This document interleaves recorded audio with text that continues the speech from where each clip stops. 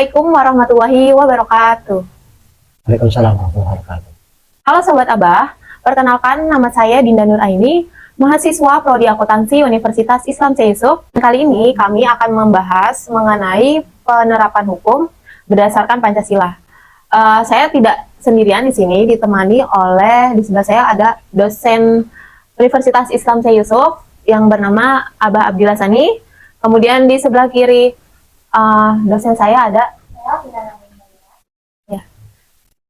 Biar gak makin penasaran, simak videonya sampai habis ya. Bah, saya izin mengajukan sebuah pertanyaan.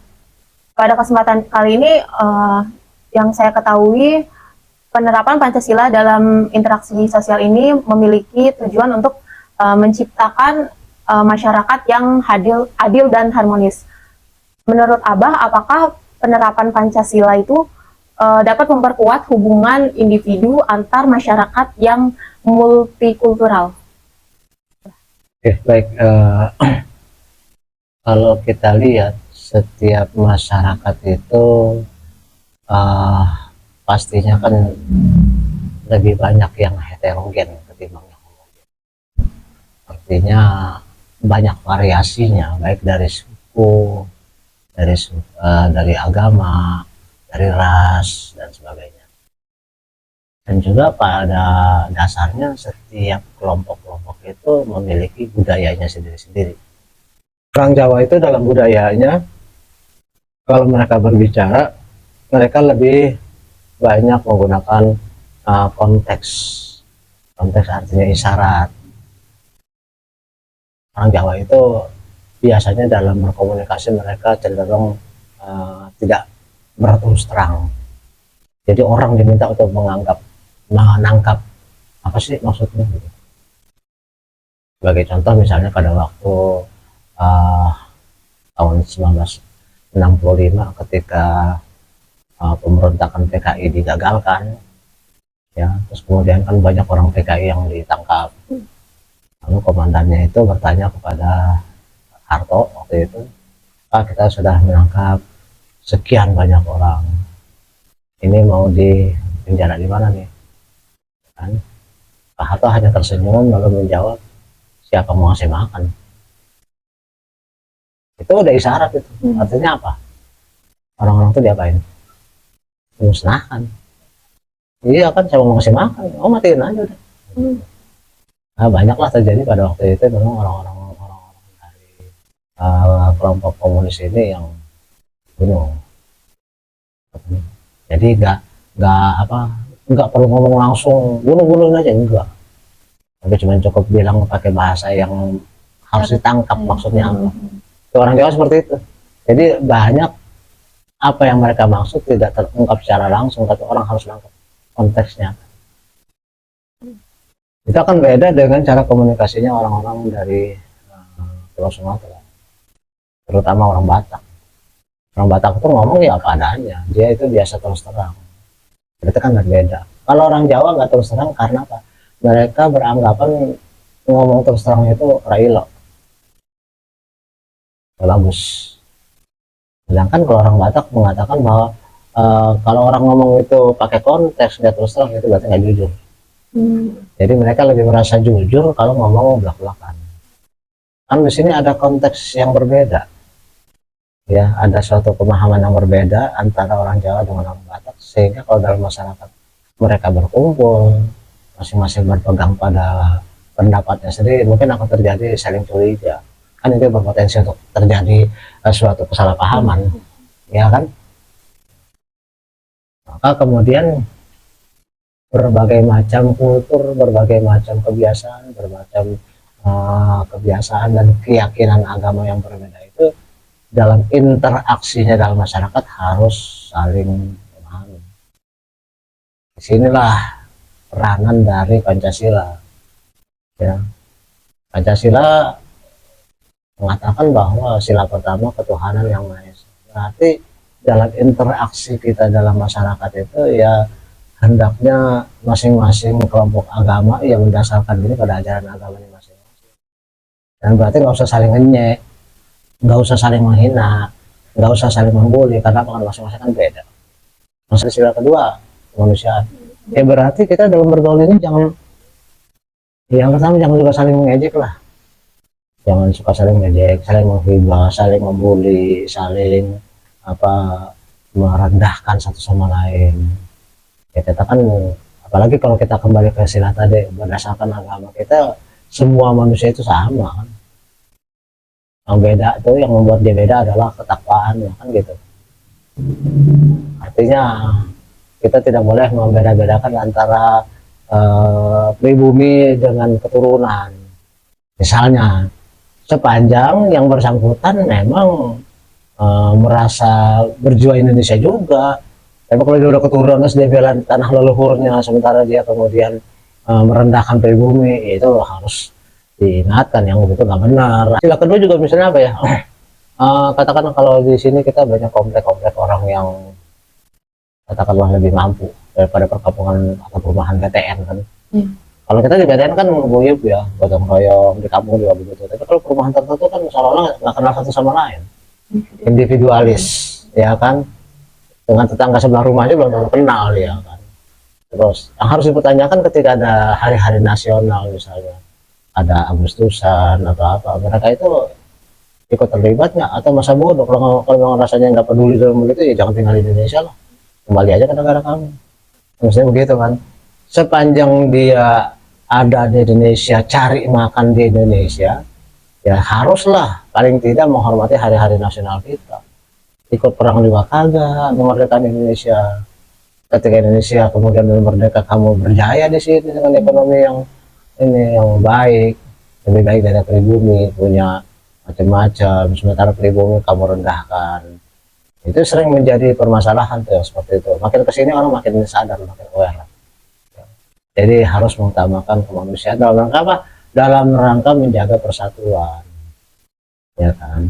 Sebab kalau hal itu dibiasakan, nanti lama-lama ada juga ketersinggungan dari pihak yang merasa direndahkan. Innama akramakum indallahi atqakum, kata Islam.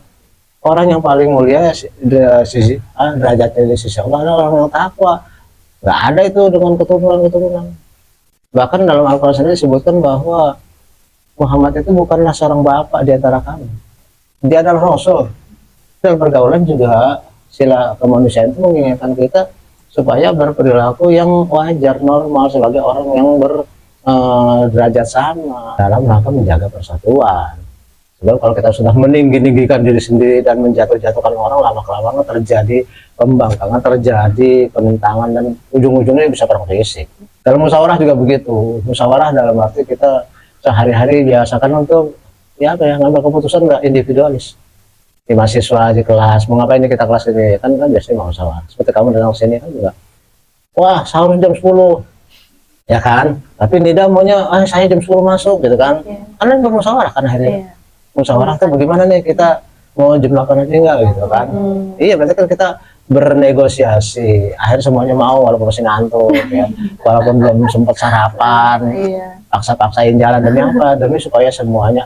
Ya kasihan Nida nanti malah kan dia anak baru kerja, nanti malah dapat teguran nggak enak ya. Kita ya jangan sampai lah kalau kita seperti itu sama Nida, nanti giliran saya yang kerja juga digituin lagi kan.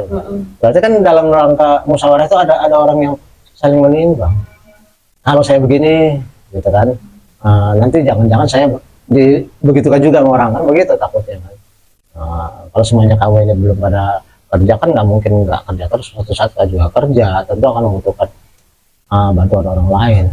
Pada prinsipnya ketika kita membantu orang, insya Allah suatu saat kita akan dibantu orang.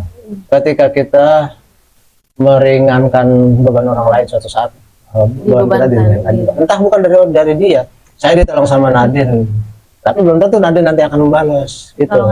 Dari orang lain lagi gitu. Begitu juga sebaliknya, kalau kita jahat sama orang, mungkin suatu saat kita akan dijahatin lagi sama orang. Begitu, itu prinsipnya harus kita pegang. Makanya kita berusaha dalam pengambilan keputusan. Yuk kita running yuk.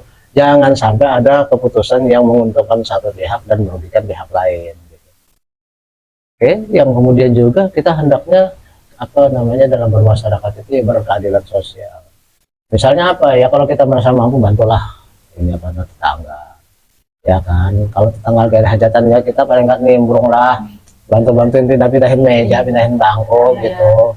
Ya kan, kalau yang cewek bantuin ngapain sebar-sebarin undangan atau jadi putri apa tuh Itu pagar agar ayu. ayu gitu kan, atau jadi ya pokoknya ikut bantu lah. Penerapan Pancasila dalam kehidupan sehari-hari itu sebenarnya banyak sekali aspeknya, banyak sekali. Jadi nggak perlu kita gimana sih Pancasila nanti teoritis, nggak usah lah. Satu, kalau dalam sila pertama ya jangan suka nyinggung orang lain lah, keyakinan kamu sendiri. Dua, jangan suka membuli orang lain, tapi ya sila kedua jangan menghina-hina. Ketiga, kalau kita itu nggak ngomong sembarangan, nggak suka mencaci maki orang, nggak suka cari gara-gara, nggak suka menjahati orang, nggak menipu orang, itu berarti kita menjaga sila ketiga. Karena apa? Demi persatuan. Jangan sampai gara-gara itu kita jadi berantem. Karena berantemnya orang Indonesia itu belum tentu pribadi, bisa juga antar suku. Berikutnya, kita menerapkan Pancasila berarti ya usahakanlah untuk selalu kita dengarkan pendapat orang lain dalam rangka kita menciptakan keseimbangan sosial, keadilan sosial. Oke, saya kira itu yang bisa saya jawab dari Nadine. Silakan. Itulah saya mau mengajukan pertanyaan. Apa aja sih Bah tantangan dan cara mengatasi keberagaman antar etnis, budaya, dan agama dalam peranan Pancasila di dalam budaya gitu Bah. Mungkin kaitannya dengan kehidupan sekarang ini, kita sudah diwarnai dengan medsos ya, dimana kadang-kadang kita tuh suka kebawa perasaan, lalu kemudian tangan kita gatal aja, berapa apapun dari ketik-ketik ini ketik itu ya, atau kemudian kita menerima postingan orang lain, kiriman orang lain, tanpa pikir-pikir kita merasa bahwa itu adalah kebenaran, dan itu mengenai orang yang kita nggak suka, langsung aja disebar. Ya berarti dalam hal ini peranan medsos memang sangat penting dalam hal menjaga persatuan, dalam hal juga dia akan berubah menjadi penyebar kebencian, penyebar petaka. Zaman dulu itu orang nyebarin isu kan paling dari kuping ke kuping aja. A ngomong ke si B, B ngomong ke si C, dan seterusnya. Lama jalannya informasi. Walaupun semakin lama perjalanannya itu dia otomatis akan makin berkembang ya. Kalau yang sifatnya itu fitnah kan otomatis makin jadi parah. Itu untuk hal-hal yang berbahaya, misalnya masalah politik, masalah apa, nah kita harus sadar bahwa semua informasi yang kita terima itu kan nggak lebih dari medsos. Kan kita nggak kenal dengan lingkungannya Pak Prabowo, lingkungannya Pak Jokowi, lingkungannya para menteri. Ibaratnya kita itu nggak tahu lingkaran 1, lingkaran 2, kan nggak tahu ya kan. Kenapa kita kemudian menerima informasi kita percaya aja? Padahal lingkaran 1, lingkaran 2 sekalipun mereka juga punya kepentingan. Bisa juga mereka menyebarkan itu juga dalam rangka kepentingan mereka. Memang dari mereka, tapi mereka punya kepentingan. Ya berarti apalagi kita yang nerimanya bukan dari A1, A2, A3 dan sebagainya, tiba-tiba kita ini seru nih, wah ini seru nih, langsung lempar. Akhirnya terjadilah fitnah ya. Dan ini tentu saja sangat berbahaya. Kenapa? Karena nanti tergantung konteksnya dia bisa menyebarkan isu suku-sukuan, menyebarkan isu keagamaan, ya isu. Jadi yang paling penting memang bagi kita di era medsos ini ya harus lebih banyak hati-hatilah, lebih banyak berhati-hati menerima informasi. Berarti di dalam penerapan Pancasila di era digital seperti sekarang ini kita dituntut untuk lebih dewasa ya, hati-hati dengan jari ya kan, juga hati-hati dengan lisan. Tadi lagu apa tuh yang kamu gak dengerin tuh, wahai anakku, dengerin nggak? Ada nggak yang dengerin yang saya kirim, yang dengarkan wasiat saya ini, wasiatku ini? Wahai anakku, saya bilang, kamu hidup di alam yang terbuka, kamu hidup di dunia yang gemerlap. Saya bilang, kamu harus punya pegangan hidup kokoh, jaga lisan, jaga tangan. Itu. Jadi kita harus lebih dewasa dalam mensikapi apapun juga di era digitalisasi ini. Ya kan, ada AI yang bisa katakanlah menduplikasi atau mengkloning wajah orang ke wajah orang lain. Misalnya si A ditempelkan ke wajah seorang pemain bola, seolah-olah dia main bola. Ada kan seperti itu kan? Gimana kalau misalnya foto kamu diambil terus kemudian ditempelkan pada video porno? Kan seolah-olah kamu yang di situ kan? Hati-hati kan? Iya. Berarti kamu yang main di situ, padahal bukan. Maka kemudian muncullah fitnah bahwa oh si Arno, si artis itu ternyata begini. Belum tentu juga dia, karena sekarang AI itu luar biasa, ya kan. Kalau tempel wajah saya nggak mungkin lah, masa kaki dan porno, kan nggak mungkin ya. Tapi yang masih muda-muda kan ada teman kamu yang apa namanya, yang sentimen sama kamu, yang sakit hati, bisa juga mantan pacar yang kamu putusin, yang tadi kamu bilang Iya. UNIN gitu kan, dia sakit hati, akibatnya dia Si berlanjut. iya, karena tadinya mantan pacarnya kan banyak fotonya tuh ditempelkan ke satu video, nah segala mencari, akhirnya nama kamu tersebar dengan foto-foto video. Kalau foto mending, saya juga kadang-kadang nggak ngerti otak saya itu. Kalau foto kan berarti cuma muka doang ya, sementara kalau video kan dia bergerak dengan segala macam gerakan dan bisa nengok sini, nengok sana, nengok sini gitu kan. Kok bisa ngikutin dia juga gitu, padahal foto kan cuma satu arah itu doang. Gimana itu? Nah, iya, itulah canggihnya. Saya ceritakan kemarin waktu saya ngajar di di UKM di Tegal, saya bilang Anda kesulitan ekspor zaman sekarang nggak jadi masalah lagi. Kenapa? Ada aplikasi AI juga yang Anda bertemu dengan orang Inggris, kita pakai AI yang sama, dia ngomong bahasa Inggris, keluar di sini bahasa Indonesia. Saya ngomong bahasa Indonesia, keluar di sana bahasa Inggris. Iya. No, apa berarti tidak ada barrier lagi, tidak ada hambatan lagi dalam rangka ekspor impor. Coba pelajari yang seperti itu anak-anak muda. Kok tawan aki-aki sih? Jangan. Ada kan? Ada translate, ada transkrip, ya kan? Ada translanguage, macam-macam itu harus. Saya bilang tadi, kamu hidup di alam yang gemerlap, kamu hidup di dunia yang terbuka. Please, makanya saya katakan kamu harus punya pegangan hidup yang kokoh. Harus punya pegangan hidup yang kokoh. Kalau kan nanti terombang-ambing. Ingat ya, baik buruk masa depan kamu, saya katakan itu tergantung dari kamu sendiri, tergantung kamu. Iya, makanya sering saya katakan, apa yang menjadi mindset kamu akan keluar berupa komunikasi. Komunikasi kamu akan berwujud menjadi perilaku kamu.